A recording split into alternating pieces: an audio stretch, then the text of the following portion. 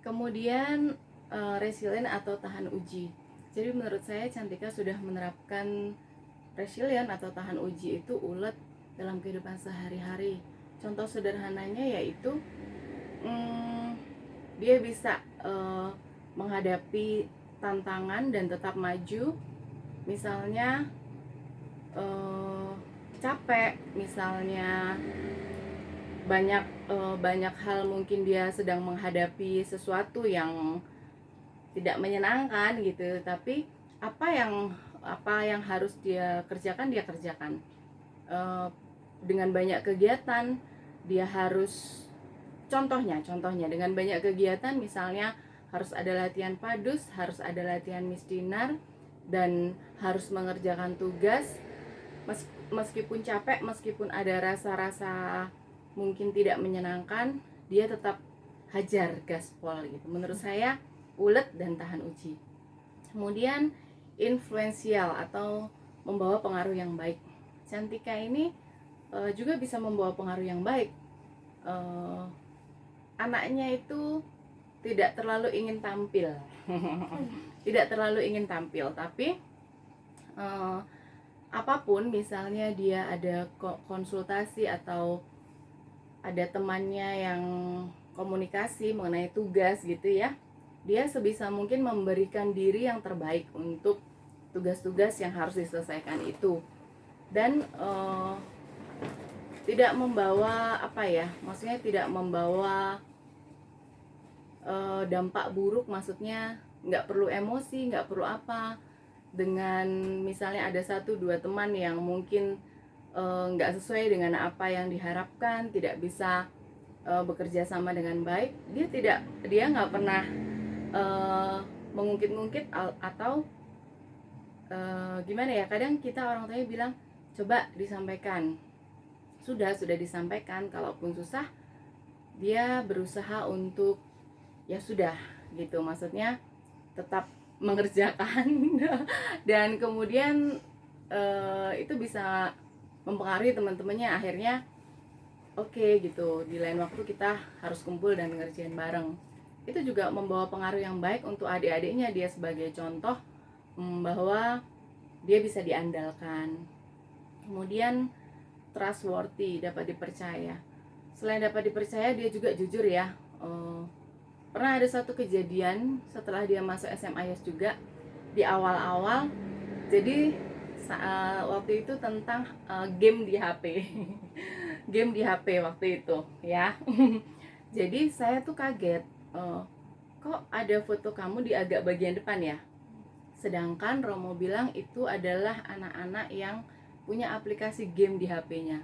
Lah saya tanya, kamu punya aplikasi apa? Ya nggak ada, tapi apanya itu? Game dari Dino. Google. Jadi di depan, dari Google Dino itu jadi kayak wallpaper ya. Nah itu, jadi dia nggak pernah mau membela diri dia gitu. Maksudnya dia jujur, memang itu ada dari Google seperti game Dino, tapi sebenarnya itu dia bukan game yang dimainkan gitu, hanya kadang-kadang dipakai untuk wallpaper. Kemudian dia juga dapat dipercaya, kemanapun dia pergi dia izin, dan itu sesuai gitu, bisa dibuktikan bahwa dia tidak tidak menggunakan kesempatan untuk membohongi orang tua dan mencari kesempatan lain gitu. Dia bisa dipercaya dan dia berusaha mengerjakan tugas-tugas hingga bisa selesai tepat waktu. Kemudian Lokoresa. Love atau cinta. Menurut saya dia adalah anak yang sangat pengasih dan penyayang. Dia sangat pengasih dan penyayang. Dia bisa masuk ke semua kalangan usia. Menurut saya, dari anak-anak, dari usia teman-temannya, ibu-ibu sampai kepada kakek nenek. Jadi cinta itu kadang tidak hanya diungkapkan. Dia susah mengungkapkan cinta, tapi apa yang dia lakukan itu menunjukkan cinta. Seperti saya dan bapaknya yang misalnya dengan kesibukan pagi belum sempat masak dan dia ada di rumah. dia yang memegang penuh tanggung jawab, dengan penuh cinta masakin adik-adiknya, kemudian mengatur bagaimana rumah aman gitu, dengan penuh cinta menjaga adik-adiknya, masakin untuk adik-adiknya, juga mengasihi saya ya sebagai ibunya, mengasihi kami keluarganya. Bahkan kadang ada waktu di luar dari kami, dia juga menjaga neneknya gitu. Jadi mencintai secara menyeluruh dengan apa yang dia bisa, dengan adik-adik sepupunya dan yang lainnya, juga mengasihi teman-temannya. Kadang dia rela berkorban gitu. Menurut saya, bukan karena dia anak saya kemudian saya bangga-banggakan ya, tapi menurut saya hal-hal itu ada muncul dalam diri Cantika.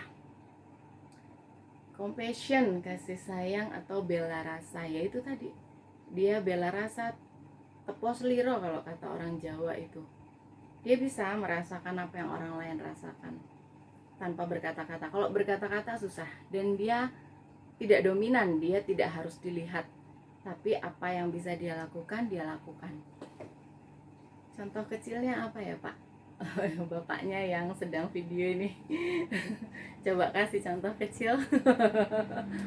Jadi saat ibunya sedang sakit dan dia ada acara dengan temannya, sebenarnya saya sudah mengizinkan silahkan pergi setelah ibunya dilakukan tindakan, tapi dia tetap menunda.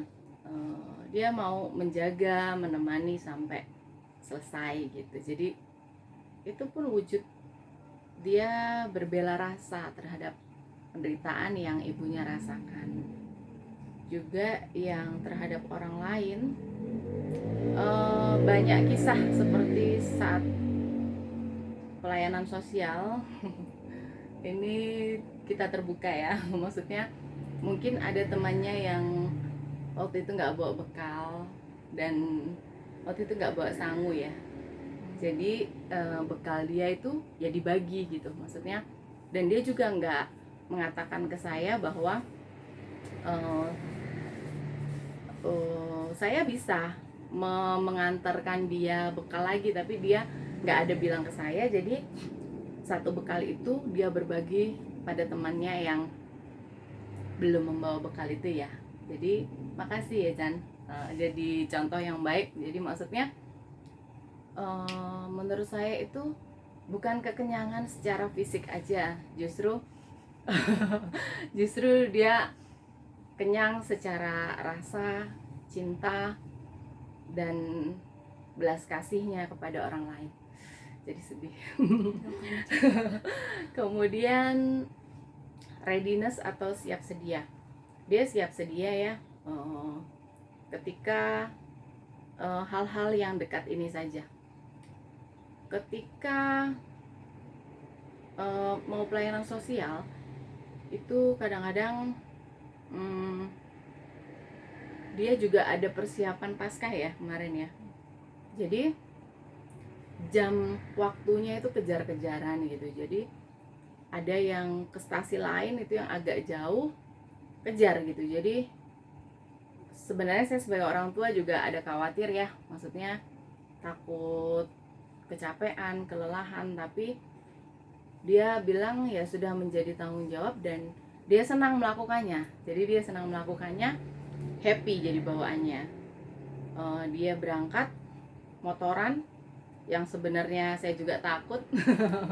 Dia berangkat motoran, dia melakukan pelayanan di stasi lain waktu itu. Dia pulang dengan penuh sukacita. Dia mempersiapkan sendiri apa yang perlu dia siapkan. Juga waktu dia ikut pelayanan ke Jambi dan Palembang ya, dia saya juga membantu menyiapkan, tapi dia juga menyiapkan di tengah ya latihan juga gitu. Kemudian ketika pulang, terus terang itu nggak enak badan juga ya Pak ya, nggak enak badan, tapi saya tidak mengambil alih apa yang menjadi tanggung jawabnya. Waktu dia nggak enak badan, saya menunggu sampai dia reda. Kemudian semua baju, sepatu, dan semua yang harus dia bereskan, dia bereskan. Ya, thank you. Dan satu lagi waktu LKTL juga. Kenapa saya bilang siap sedia? Saya sebenarnya khawatir waktu LKTL itu, tapi dia meminta pendapat lain dari bapaknya yang seorang laki-laki. Kemudian bapaknya juga memberi pandangan yang lain, dan dia maju untuk jadi pengurus OSIS ya. Itu sudah di hari terakhir ya. Itu pun udah di WA kakak kelas juga ya. Jadi di hari terakhir dia tulis sendiri, dia sempat share, saya tulis ini ya, oke, majulah gitu. Akhirnya sebagai ibu kita juga merestui. Kembali lagi setelah dia pulang dari LKTL, semua baju lumpur dan sepatu lumpur itu tidak saya ambil alih untuk beresin. Jadi saya memberi dia waktu untuk istirahat, untuk dia ada waktu bersama temannya untuk dia refreshing sejenak.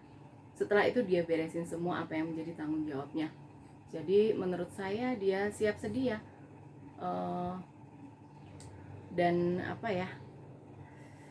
kayak misalnya disuruh apa mendadak gitu ya, kayak disuruh Mazmur mendadak gitu, besoknya ulangan gitu, dia ya siap sedia. Jadi maksudnya ya sudahlah gitu, maksudnya dalam nama Yesus, atas penyertaan kasih Yesus dan Bunda Maria, dia merasa dimampukan untuk siap sedia dalam berbagai situasi yang harus dihadapi.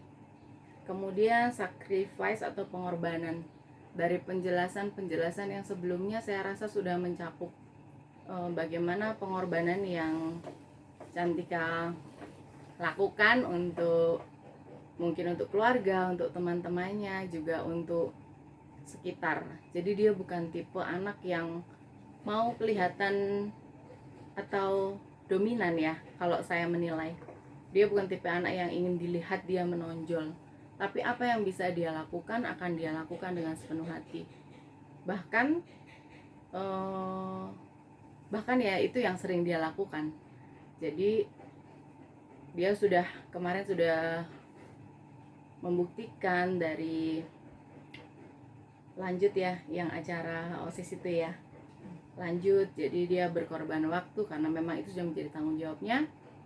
Kemudian pengorbanan, misalnya butuh apa dia rela, gimana ya cara ngomongnya, misalnya ada kerja kelompok membutuhkan iuran, nah itu dia berusaha untuk nalangin dulu. Kalau dia bisa, dia berusaha nalangin dulu, dan dia nggak takut itu bakal dikembalin atau enggak gitu. Kadang-kadang dia terlalu ya sudahlah gitu. Dia bukan anak yang nggak enak, dia nggak enakan, tapi dia bukan anak yang mau mendominasi, tapi dia adalah anak yang mau mengupayakan semua yang terbaik untuk kelompoknya, untuk keluarganya, untuk sekitarnya, untuk orang-orang di sekitarnya. Jadi terima kasih ya Chan.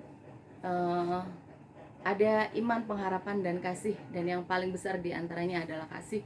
Terima kasih karena dia sudah melakukan kasih dalam kehidupan sehari-hari. Demikian Romo, Suster, Bapak, Ibu yang bisa saya sharingkan. Mohon maaf untuk kekurangan yang mungkin saya sendiri mungkin salah mengartikan. Jadi kurang lebih